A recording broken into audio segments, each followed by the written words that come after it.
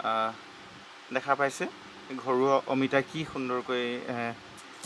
কাটি আছে ৰাজশ্ৰীয়ে কিমান সুন্দৰকৈ কাটিছে গছত পকাৰ বাবে বেছিকৈ পকি গৈছে অমিতাটো এইফালে চাওকচোন এইখিনিতে এটা কথা ক'ব খোজো আপোনালোকক যে আপোনালোকে জানেনে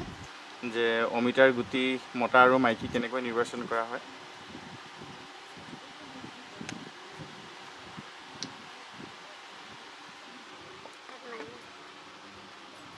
কি সুন্দৰ দেখা পাইছে আৰু এটা কাটিবা নেকি দিয়া এইটো কাটা কোনে খাব এইটো কুকুৰাই খাব মানে অমিতাৰ ইমান হেৰি হৈ গৈছে মানে খাওঁতা মানুহ নোহোৱা হৈ গৈছে এইটো বোলে কুকুৰাক দিব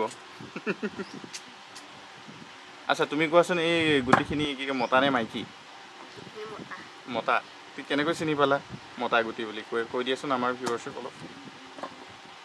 মতা গুটি কেনেকুৱা হয় মাইকী গুটি কেনেকুৱা হয় কলা আচ্ছা ইয়াত মাইকী গুটি আছে নেকি বাৰু কলা গুটি নাই গোটেইখিনি হেৰি মতা ন চাওঁ এবাৰ দেখুৱাই দিওঁ কেনেকুৱা ধৰণে হয় ৰ'বা গুটিখিনি এয়া দেখিছে নহয় এইটো আছে চাগে এটা কলা গুটি নাই চব মতা গুটি মানে কি হয় যদি মাইকী অমিতা পুলি হ'বলৈ হয় তেন্তে গুটিটো খুব কলা হ'ব আৰু যদি মতা অমিতা হ'বলৈ হয় দেখিছে নহয় ইমান মানে ফুল কলা নহয় আৰু সম্পূৰ্ণ কলা নহয় ইয়াতে চিন বোলে নাজানো কি হয়